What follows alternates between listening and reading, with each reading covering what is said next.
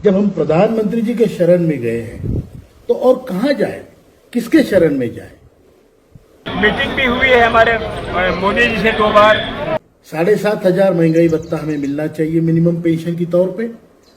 हमें मेडिकल सुविधाएं मिलनी चाहिए, क्योंकि बिना नोरिशमेंट के खाना ठीक से ना मिलने के कारण और हमारी मेडिकल सुविधा ना होने के कारण 200 लोग हर रोज मर रहे हैं। सुप्रीम कोर्ट का जो निर्णय है 4 अगस्त 2016 का, उसको लागू किया जाए। उसमें जो ब्यूरोक्रेसी ने अड़ंगा डाला है उसको निकाला जाए और हमें हायर पेंशन का जिनको जिनको लाभ होता है उनको दिया जाए। जो लोग इस स्कीम में नहीं है उनको पोस्ट फैक्टो मेंबर बना के इसको स्कीम में लाया जाए या उनको एक फिक्स पेंशन दी जाए। ये चारों मांगों के लिए आज मैं अपील करता हूं देश के सारे ईपीएस पेंशनरों को। आशा करता हूं कि आप सब स्वस्थ होंगे और आशावादी होंगे। आदरणीय हेमा मालिनी जी के इनिशिएटिव से हम आदरणीय प्रधानमंत्री जी को 2 बार मिले। उन्होंने हमारी बात दोनों बार करीब आधा घंटा सुनी, दोनों बार हमें आश्वासन दिए और वो आश्वासन देने में काफी सीरियस भी थे। उनके मन में करुणा थी। उन्होंने हमें कहा कि मैं काम करने वाला हूं, लेकिन दुर्भाग्यवश एक तरफ तो प्रधानमंत्री जी ने हमें दिल से आश्वासन दिया है और दूसरी तरफ जो ईपीएफओ है वो समितियों के ऊपर समितियां बिठा रहा है। इससे हमारी जो स्थिति है वो बहुत कठिन होते जा रही है। हर रोज 200 लोग ईपीएस के पेंशनर्स मरते हैं हर रोज। और अगर यही हमारे लिए तो ये हुआ कि जितना समय लगेगा उतनी मौतें होगी। तो इससे और जो हमारी जीवन मान है वो सुधारने का कोई तरीका हमें और तो कोई सूझ नहीं रहा है। जब हम प्रधानमंत्री जी के शरण में गए हैं तो और कहां जाए, किसके शरण में जाए। अब हमें अपनी मान सम्मान अपना बरकरार रखने के लिए, हमारी डिग्निफाइड जिंदगी जीने के लिए हमें आंदोलन करना पड़ेगा, बहुत बड़ा आंदोलन करना पड़ेगा। क्योंकि हमने सोच लिया है सड़ते सड़ते मरने से अच्छा है कि हम लड़ते लड़ते मरे। इसमें कोई छूट नहीं है। ये हमारे जीवन मरण का प्रश्न है, हमारे स्वाभिमान का वजूद का सवाल है, हमारे अस्तित्व का सवाल है। हमारी आज से लेकर मरने तक की जो बची हुई जिंदगी है वो हम स्वाभिमान से गुजारना चाहते हैं और स्वाभिमान से हम मरना चाहते हैं। मुख्य मांगे हैं कि हमारा जो पेंशन है उसको 1,000 रुपये से बढ़ा करके कम से कम 7,500 किया जाए और साथ में डीए को भी प्रतिवर्ष वर्ज किया जाए। दूसरा मांग है हमारे विधवा पेंशन को 100% किया जाए। तीसरा मांग है हमारे चिकित्सा सुविधाएं पूरा 100% किया जाए। कितने साल हो गए आपको? ये हमारे 9 साल से हमारा लड़ाई चल रहा है और हर साल हम यहाँ पर मंच में आते हैं, 2 दिन 3 दिन का प्रोटेस्ट करते हैं और हर बार सरकार की डिमांडें आती है।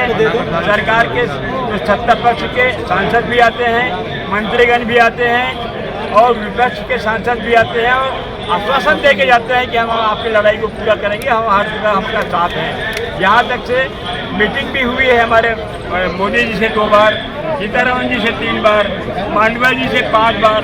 तो समिति के साथ मीटिंग हुई है और हर बार आश्वासन दिया गया है कि आपकी पूरे मांग को हम जल्द से जल्द पूरा करेंगे। ईपीएस 95 के तहत स्कीम आई थी, जो भी प्राइवेट सेक्टर में जॉब करते हैं, जो रिटायर होंगे उनको मिनिमम पेंशन 1,000 रुपये महीना मिलेगी।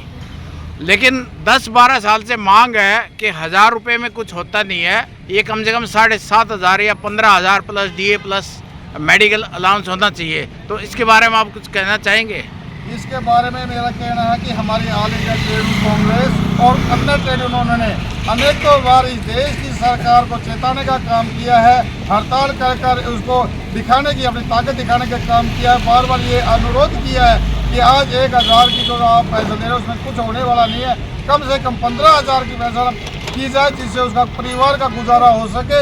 लेकिन सरकार मजदूर कर्मचारी विरोधी सरकार है, ये बिल्कुल इसके पर ध्यान नहीं दे रही और जो कानून जो लेके आ रही है वो पूंजीपतियों के हक में लेके आ रही है। कर्मचारी और मजदूर पिस रहे हैं। इसलिए हमारी सरकार से आज ये भी अनुरोध है और अभी कहना चाहते हैं कि हम बार बार अपनी ताकत दिखा रहे हैं। ऐसा मौका न कि ये हड़ताल लगातार ऐसा रूप ले ले कि ये हड़ताल चलती रहे जब तक हमारी मांग ना मानी जाए। इसलिए सरकार को चेतना पड़ेगा और हमारी ये जो मांग है पेंशन की उसको 15,000 रुपये करना चाहिए, ये हमारी मांग है। क्या ये बातें आप राहुल जी के सामने रखोगे? बिल्कुल, अगर मौका मिला तो हम राहुल जी के सामने ये बात रखेंगे। हमारी कैंडिडेट उन्होंने पहले भी उनसे बातचीत करके उनसे इस बारे में अवगत कराया था और उन्होंने लोकसभा के अंदर ये बात उठाई थी। उन्होंने और अन्य बात भी उठाई थी जो लेबर कोड लेकर उनका उन्होंने विरोध किया था। बिल्कुल, और आज मौका मिला। All India trade union Congress का मैं जनरल सेक्रेटरी हूँ। हाँ जी। हाँ, और हमारे यहाँ आपने पता जिस तरीके से देश की सरकार और प्रदेश की सरकार मजदूर कर्मचारियों का शोषण कर रही है। हमारे बीच में हमारे जो अग्नि शमन के जो साथी हैं, कर्मचारी हैं, 1 महीने से ये अपने हड़ताल पर है, लेकिन सरकार बिल्कुल चेतने नहीं रही, कोई बातचीत नहीं कर रही है।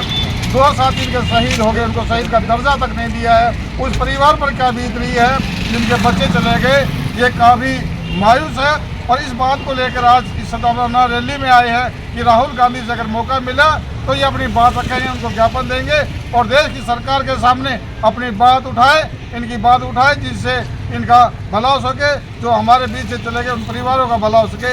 इसलिए ये आ पाए। क्या नाम आपका? मेरा नाम शाहुन खान, जिला प्रधान फायर ब्रिगेड गुरुग्राम। तो जो 2 हादसे हुए थे उनके बारे में कुछ कहना चाहोगे आप? हमारे 2 साथी 16 फरवरी को फरीदाबाद के अंदर मुजस्सर स्टील कंपनी में आग पर काम करते करते शहीद हो गए और आज 3 महीने से ऊपर वक्त हो गया है।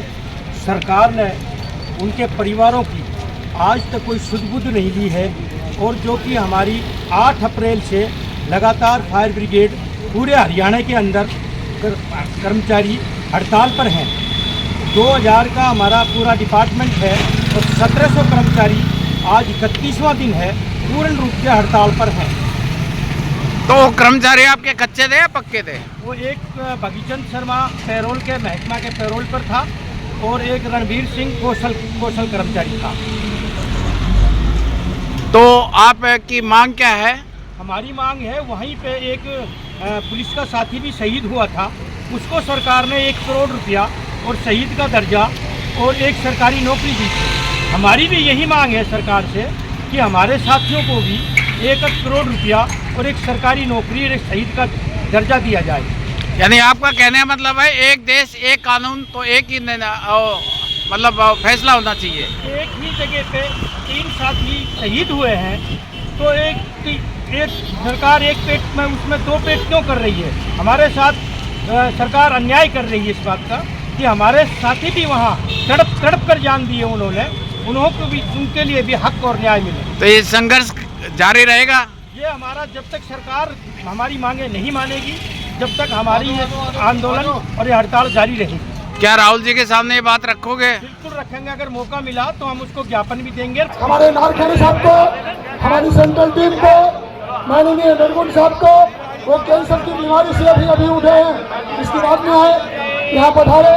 गंगवार साहब के प्रति, पोखरकर साहब के प्रति, अम्बेडकर साहब के प्रति, जितने हमारे राष्ट्रीय स्तर के नेता हैं, सबके प्रति हम कृतज्ञता व्यक्त करते हैं। बहुगुणा साहब के प्रति, दिल्ली टीम के प्रति, राणा साहब के प्रति और उत्तराखंड के हमारे जो अध्यक्ष हैं उनके प्रति, सभी प्रदेशों की टीम के प्रति हम कृतज्ञता व्यक्त करते हुए अपनी वाणी को विराम देते हैं। सबको धन्यवाद, बहुत बहुत धन्यवाद। सबके श्री चरणों में नमन, सबके चरणों में वंदन। और हम जीतेंगे, जरूर जीतेंगे और जरूर जीतेंगे।